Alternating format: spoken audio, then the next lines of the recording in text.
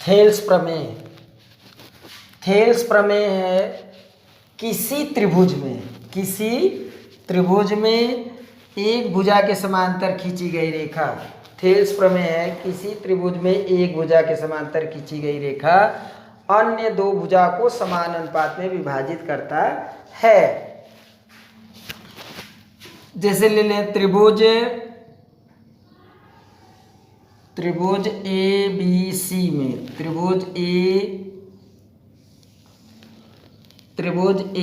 B C में किसी त्रिभुज, तो त्रिभुज ए बी सी हो गया में एक भुजा बी सी के समांतर डी ई खींचा, बी सी के समांतर डी मान लो खींचा गया है। किसी त्रिभुज में, त्रिभुज ए बी सी हो गया, एक भुजा के समांतर बी सी के समांतर डी ई खींचा गया है। अब जो है किसी त्रिभुज में एक भुजा के समांतर खींची गई रेखा अन्य दो भुजा को समान अनुपात में, यानी ये दो भुजा बचा है, एक भुजा तो ये हो गया, इसके भुजा इस भुजा के समांतर खींची गई डी रेखा है, तो अन्य दो भुजा क्या हो गया ए बी और ए सी बच गया। तो ये जो डी रेखा है ए डी बटे मतलब इसको दो समान अनुपात में विभाजित करता है, जितना ये है उसके बटे ये बराबर इसके बटे ये। तो दिया है, सबसे पहले दिया है त्रिभुज, दिया है त्रिभुज ए बी सी में बी सी समांतर डी ई, बी सी समांतर डी ई, डी तथा ई, डी तथा ई, ए बी तथा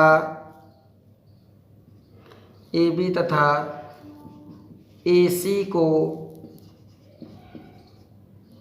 प्रतिच्छेदित करते हैं।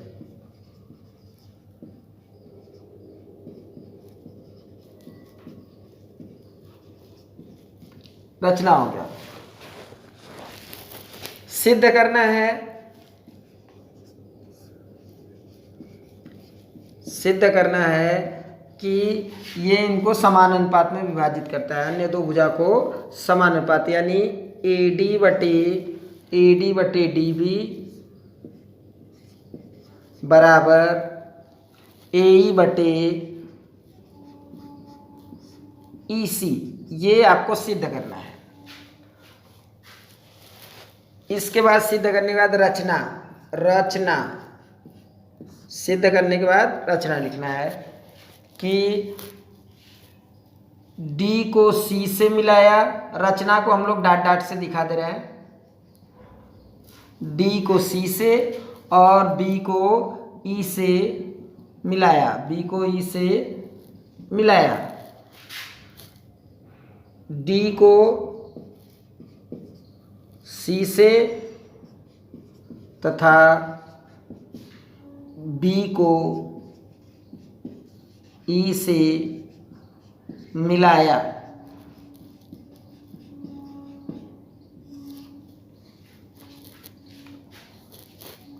और देखो यहाँ पे E से लंब जो है, लंब ये हम लोग लंब डाल रहे हैं, ये लंब है EN और D से लंब डाल दिए, लंब है DM, D से DM लंब, DM लिख रहा है, DM लंब AC तथा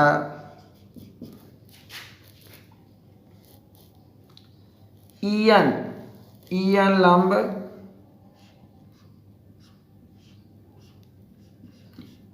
लंब AB। अब देखिए उपपत्ति खींचा,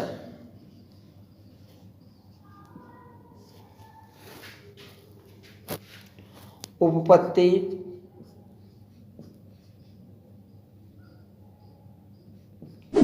उपपत्ति में देखिए इसको अंग्रेजी में प्रूफ बोलते हैं, इसको कंस्ट्रक्शन टू प्रूव गिवन। उत्पत्ति में देखिए त्रिभुज, एरिया त्रिभुज ए डी ई बटे एरिया त्रिभुज डी बी सी, नहीं डी ई बी में, एरिया त्रिभुज डी बी ई में, एरिया त्रिभुज ए डी ई बटे एरिया त्रिभुज डी ई बी बराबर त्रिभुज का क्षेत्रफल 1/2 आधार, इस त्रिभुज का आधार AD, आधार क्या है AD, आधार इस त्रिभुज का AD का आधार गुणे ऊंचाई, आधार गुणे 1/2 आधार गुणे ऊंचाई है, लंब को कहते हैं, तो लंब हो गया तुम्हारा EN, ठीक है। अब बटे इसमें त्रिभुज DBE में DBE का आधार यही है, तो अब हो जाएगा 1/2 आधार AD गुणे आधार, इसका आधार हो गया DB, आधार DB गुणे ऊंचाई तो वही रहेगा, ऊंचाई हो गया EN, ठीक है। 1/2 से 1/2 कट गया, EN से EN कट गया, तो हो गया एरिया त्रिभुज ADE बटे एरिया त्रिभुज DBE बराबर 1/2 से 1/2 कट गया, AD बटे DB बचा, AD बटे DB, क्योंकि 1/2 से 1/2 कट गया, EN से EN कट गया। समीकरण नंबर 1, ये समीकरण नंबर 1 बन गया। अब त्रिभुज ले लेंगे, इस त्रिभुज और इधर, ये इधर वाला भाग लिए थे, इस त्रिभुज और इधर वाला, अब इस त्रिभुज को ADE और ये वाला जो रचना से ये वाला त्रिभुज एरिया त्रिभुज ADE बटे एरिया त्रिभुज इधर वाला DEC में, ठीक है। त्रिभुज का क्षेत्रफल होता है 1/2 इधर से, 1/2 आधार हो गया AE और AE गुणे ऊंचाई हो गया DM, इसमें हो गया 1/2, इस त्रिभुज में आधार हो गया EC गुणे ऊंचाई जो है वही DM, 1/2 से 1/2 कट गया, AE बटे EC, ये DM से DM कट गया, 1/2 से 1/2 कट गया, AE बटे EC, इधर वाला ऐसे उतार लेंगे, एरिया त्रिभुज ADE बटे एरिया त्रिभुज DEC, समीकरण नंबर 2। अब इसमें देखिए AD ऊपर का बायां में देखिए समीकरण 1 और 2 में AD बराबर है और DBE ये बराबर नहीं है, DBE की जगह DEC लिखा है, DBE की जगह DEC। अगर ऊपर का ऊपर बराबर, नीचे का नीचे, बाया बाया बराबर हो जाता, दाहिना दाहिना भी बराबर हो जाता, तो हमारा सिद्ध हो जाता कि AE बटे EC लाना है, AE बटे EC। तो चलते हैं देखते हैं, AD बटे DB बराबर AE बटे EC, तो इसका समीकरण 1 में AD, इस एरिया त्रिभुज AD ऊपर मिल रहा है, नीचे DB नहीं मिल रहा है, नहीं DEC, ये दोनों अगर हमारा बराबर हो जाता है तो ये दोनों बायां पक्ष अगर बराबर होगा तो दाहिना पक्ष भी बराबर हो जाता है, तो इसके लिए हमें DBE और DEC को बराबर करना है। तो कक्षा 9 में हम लोग एक थ्योरम पढ़े थे जिसमें कि अगर समांतर रेखाओं के बीच, एक ही आधार और समांतर रेखाओं के बीच स्थित दो त्रिभुजों के क्षेत्रफल बराबर होते हैं, तो इससे हम लोग ले लेते हैं एरिया त्रिभुज DBE एरिया त्रिभुज DBE बराबर एरिया त्रिभुज DEC। क्यों? क्योंकि एक ही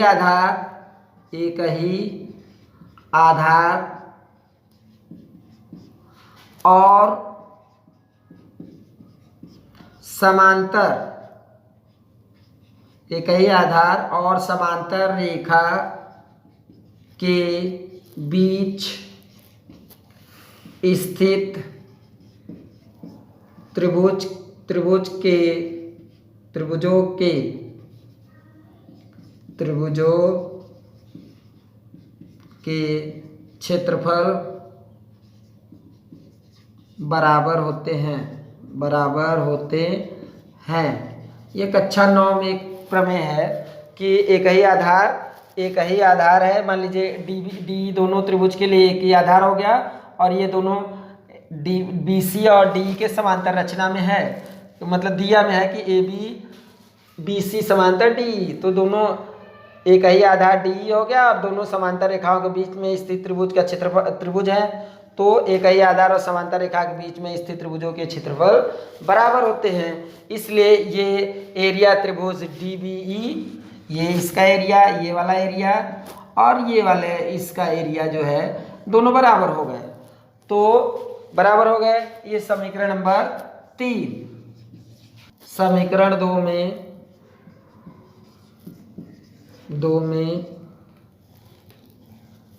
समीकरण 2 में समीकरण 3 का मान रखने पर, समीकरण 3 का मान रखने पर यानी DEC की जगह DBE लिख देंगे तो हो जाएगा एरिया त्रिभुज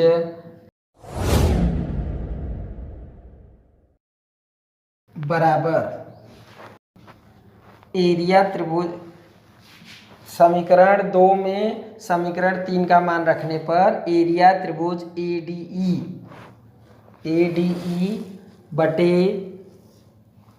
एरिया त्रिभुज DEC की जगह DBE लिख देंगे। DBE एरिया त्रिभुज DBE, क्योंकि देखिए DEC की जगह D दोनों बराबर है तो इसकी जगह ये लिख दिए।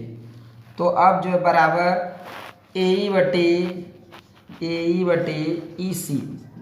समीकरण नंबर 4, समीकरण 1 व 4 की तुलना में बायां बायां बराबर होता तो दाहिना दाहिना भी बराबर। तो देखिए एरिया त्रिभुज ADE बटे एरिया त्रिभुज DBE, तो बायां बायां बराबर हो गया तो दाहिना दाहिना भी बराबर। इसलिए हो जाएगा AD बटे DB बराबर AE बटे EC। प्रूव हो गया। देखिए यही सिद्ध करना था कि AD बटे DB बराबर AE बटे EC। प्रूव्ड।